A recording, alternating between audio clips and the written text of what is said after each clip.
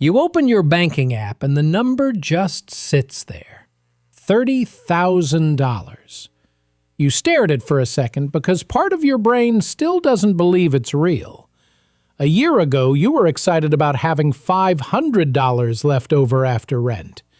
Now you're looking at more money than you've ever built in your life. And the strangest part isn't how it feels to have it. The strangest part is that you have absolutely no idea what you're supposed to do next. Nobody talks about this moment. Everybody talks about building your emergency fund and getting out of debt and starting to save. But nobody tells you what happens when you actually succeed at all of that, and you're standing there with real money in your account, and the old rules stop making sense. Most people think the space between $20,000 and $100,000 is just a long, boring slog where you keep doing the same thing over and over, and eventually the number gets big enough to matter.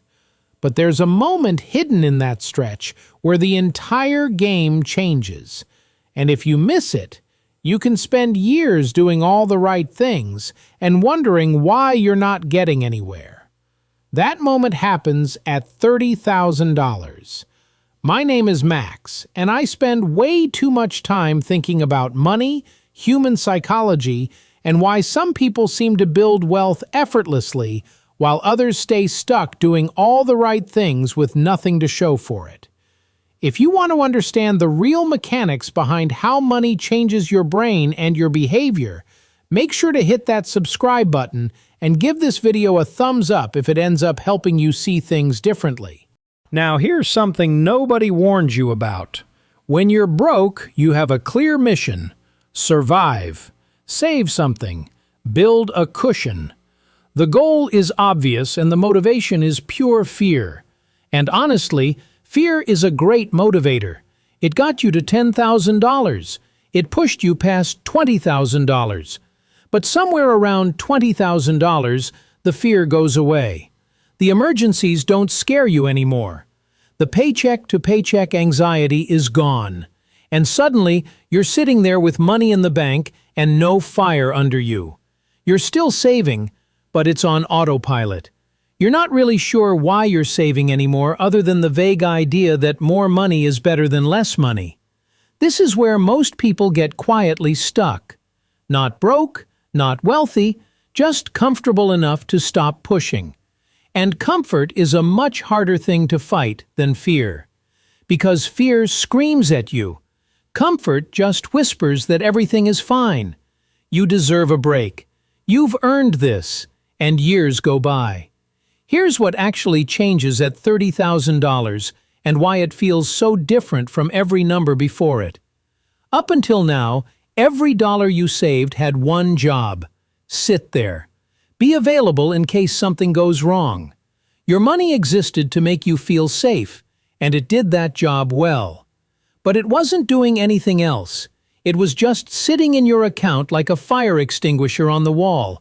Important to have, but not exactly productive. At $30,000, something shifts. For the first time, you have enough money that you can leave your safety net completely alone and put real money into something that grows.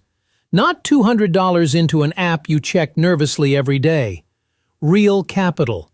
Enough that when the market goes up 10% in a year, you actually feel it.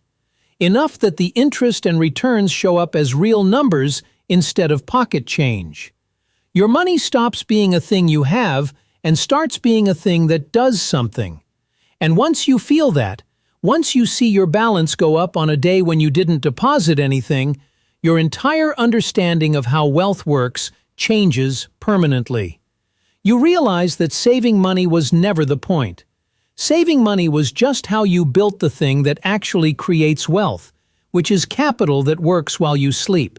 Here's something that sounds backwards, but every person who's crossed $30,000 will tell you it's true. You actually start spending more time thinking about money, but the type of thinking completely flips. Below $30,000, all your money thoughts are defensive. Can I cover rent this month? What if I lose my job? Should I put this on a credit card? How much do I have until payday? These thoughts are reactive and stressful, and they hit you randomly, in the shower, at dinner, at 2 a.m. when you should be sleeping. At $30,000, you still think about money, but now you're choosing when and how. You sit down on a Sunday afternoon and look at your investment returns for the month. You read an article about index fund performance and actually understand why it matters to you personally. You run the numbers on what your balance will look like in 5 years if you keep going at this pace. The difference is that this kind of thinking feels good. It feels productive. It's the difference between a student panicking the night before an exam and a student reviewing their notes a week early because they're genuinely interested in the material. Same subject, completely different experience. And it matters because the person who enjoys thinking about their money always outperforms the person who's afraid to look at their bank account. Always. That shift from avoidance to engagement is one of the most underrated things that happens at this milestone.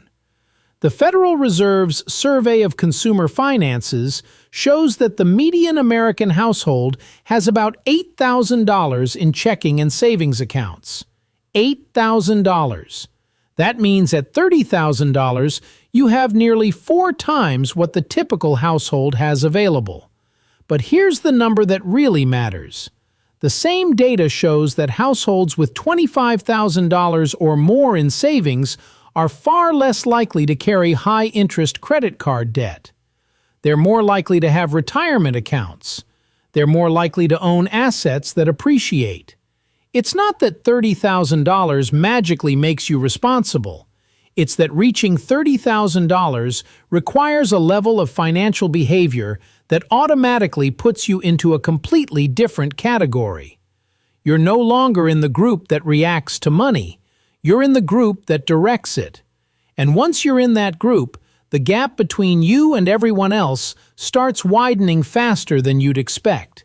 Not because the system is rigged in your favor, but because the habits that got you to $30,000 are the exact same habits that produce wealth over a lifetime. You've already installed the operating system. Now it just runs. At $30,000 invested at a normal market return of 8% annually, your money is earning roughly $200 a month on its own. That doesn't sound like much until you realize that's your phone bill, your car insurance, and your gym membership combined, covered every month by money you didn't earn at your job. And that $200 doesn't stay $200. Because next month, it's $200 plus a little bit extra from the returns your returns generated. When you were saving your first $10,000, every single dollar came from your paycheck. It was all you. Your investments were technically earning returns, but at $10,000, they're generating maybe $67 a month. You'd barely notice it in your account. By $20,000, your money is kicking in about $133 a month, covering maybe 12% of your monthly growth. You notice it, but it doesn't feel meaningful yet. At $30,000, your investments are generating $200 a month, which means nearly 17% of your total monthly growth is coming from money you didn't earn at your job. While you're contributing $1,000 a month from your paycheck, your existing investments are quietly adding another $200 on top. That's where the shift happens. That's the first time compound interest stops being a concept you read about and starts being a number you can actually watch move in your account. And it only accelerates from here. By $50,000, your money is generating over $330 a month, about a quarter of your total growth. By $100,000, it's adding over $660 a month, doing about 40% of the work all by itself while you contribute the same $1,000 you've always contributed. But none of that happens if you don't push through $30,000 first. This is where the engine catches. Everything before this is you pushing the car. Everything after this is the engine starting to run. Here's a moment that happens to almost everyone who hits $30,000 and nobody talks about it. You're standing in a store or scrolling online and you see something you want. Maybe it's a jacket. Maybe it's a new piece of tech. Maybe it's a weekend trip. And you realize you could buy it. Easily. It wouldn't even dent your savings in a meaningful way. But you don't want it anymore. Not because you're being disciplined. Not because you're forcing yourself to say no. You genuinely don't want it the same way you used to. The desire has changed. This is one of the weirdest psychological shifts of the entire journey. When you're broke, you want everything because everything feels scarce and just out of reach. The jacket is $200 and you can't afford it, and that makes you think about it constantly. But when you have $30,000 in the bank, that $200 jacket is readily available to you, and somehow that availability kills the urgency. You might still buy it, but you're not buying it from a place of scarcity or emotional need. You're buying it because you actually want it, or you're walking away because you realize you never really did. I know someone who described this feeling as the first time in their adult life where they went to a mall and left without buying anything. Not because they couldn't afford to, but because nothing felt urgent enough to purchase. They said it felt like a superpower. And in a way, it is. Because the person who can walk away from a purchase they can afford is someone who will always build wealth faster than the person who buys everything they can get their hands on. Here's something about being broke or financially stressed that nobody admits out loud. It makes you perform. You're constantly performing financial stability for the people around you. You suggest the cheaper restaurant, but pretend it's because the food is better. You decline the group vacation, but say you're busy that weekend. You drive the older car and act like it's a lifestyle choice when really it's the only option. You laugh about being frugal when the truth is you're barely getting by. This performance is exhausting. It runs in the background of every social interaction, and it subtly corrodes your relationships because nobody is ever seeing the real version of how you feel about money. At $30,000, the performance stops, not because you start flashing money around, but because you no longer need to pretend. When friends suggest a nice dinner, you can say yes without doing mental math under the table. When someone invites you on a trip, your first thought is whether you want to go, not whether you can afford it. When you split a check, you're not quietly panicking about the number. This is the first time your financial reality and your social behavior actually match. You're not pretending to be okay with money. You actually are okay with money. And the relief of dropping that performance is something you feel in your body. Your shoulders drop. Your jaw unclenches. You're lighter in conversations. You're more present. Not because $30,000 is some magical number, but because it's the point where the gap between your real financial life and the one you've been performing for everyone finally closes. Here's the thing about $10,000 and $20,000 that nobody points out. You were scared into saving that money.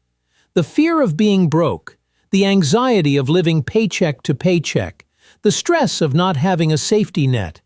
That fear did most of the heavy lifting. You were running from something, and running from something is powerful motivation. But $30,000 is different. By the time you hit $20,000, the fear was gone. The emergencies were covered. You had breathing room. There was no crisis pushing you forward anymore, and you kept going anyway. That's a completely different thing. That means your discipline outlasted your fear. That means you saved money when nobody was making you, when nothing bad was going to happen if you stopped, when every part of your brain was saying, "You've done enough, relax, enjoy yourself." And you overrode all of that and kept building. Most people cannot do this. Most people save when they're scared and coast when they're comfortable. The fact that you pushed from $20,000 to $30,000 in the absence of urgency tells you something about yourself that no previous milestone could. You're not someone who saves because they have to. You're someone who builds because that's who they are. That distinction will matter more than any dollar amount for the rest of your financial life. 3 things become real at $30,000 that couldn't exist before, and none of them are hypothetical. First, you now have a credible start on a real estate down payment. The average first-time homebuyer puts down about 6 to 7%, according to NAR data. On a $350,000 home, that's roughly $21,000 to $24,500. At $20,000, you could technically scrape together a down payment, but it would wipe out everything you have and leave you house rich and cash broke, which is one of the most stressful financial positions that exists. At $30,000, you can put down a deposit and keep a real emergency fund and still have money working for you. That's the difference between buying a house from a position of strength versus buying one from a position of panic. Second, you can absorb an income gap without it becoming a crisis. The average job search takes 3 to 6 months. The average relocation costs $5,000 to $10,000 between deposits, moving expenses, and the gap between paychecks. At $30,000, you can change your entire life situation, new city, new job, new industry, and your finances survive the transition. You're not trapped by geography or by an employer anymore. You have escape velocity. Third, you can invest in your own earning power in ways that actually move the needle. Not a $50 online course, something real, a professional certification that takes 6 months and costs $3,000, a coding boot camp, an MBA application with test prep and application fees. The average salary increase from a professional certification can be 15 to 25%, depending on the field. At $30,000, you can afford to spend $3,000 on something that adds $8,000 to $15,000 to your annual income permanently. That math only works when you have enough saved that spending $3,000 doesn't put you back in survival mode. $10,000 stopped you from panicking about bills. $20,000 stopped you from staying trapped in a terrible job.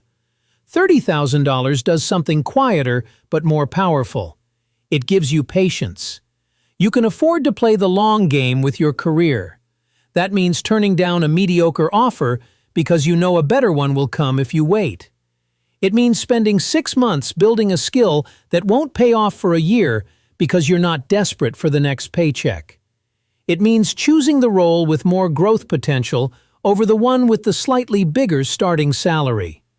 Bureau of Labor Statistics data shows the average person in their 20s and 30s switches jobs every 2.8 years, and the people who time those switches strategically earn 10 to 20% more per move than people who switch out of desperation. You know what lets you time a job switch strategically?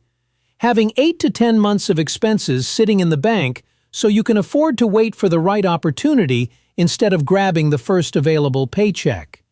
Patience pays compound interest too. The person who takes a $5,000 smaller salary today because the role has better long-term trajectory often out-earn the person who chased the bigger number within 3 to 5 years. Here's the trap that gets people at $30,000, and it's completely different from the traps at $10,000 or $20,000. At those milestones, the danger was spending the money on lifestyle stuff.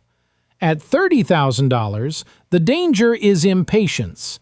You've seen the compound interest charts. You've done the math. You know that $100,000 is the next big milestone, and you can see how the numbers accelerate once you get there. And suddenly $30,000 feels painfully slow. You start thinking about ways to speed things up. Maybe you should put more into individual stocks instead of boring index funds. Maybe you should try crypto. Maybe you should leverage your money into options or day trading because you've watched some videos and it doesn't seem that complicated. This is where people blow up their finances. Not by spending too much on dinners, but by gambling their savings trying to skip the boring middle part of wealth building. The data on this is brutal. Over 70% of day traders lose money. The average retail investor who picks individual stocks underperforms a simple index fund by 3 to 4% annually due to behavioral mistakes, according to Dalbar Research. Over 20 years, that performance gap on a $30,000 starting balance plus ongoing monthly contributions adds up to well over $200,000 in lost wealth. The boring path, consistent contributions into diversified low-cost funds, is boring precisely because it works. The exciting path is exciting precisely because it's gambling. You didn't grind for 2+ years to get to $30,000 by being reckless. Don't become reckless now because you're impatient. The acceleration you want is already happening. You just need to stop trying to force it and let the math do what the math does.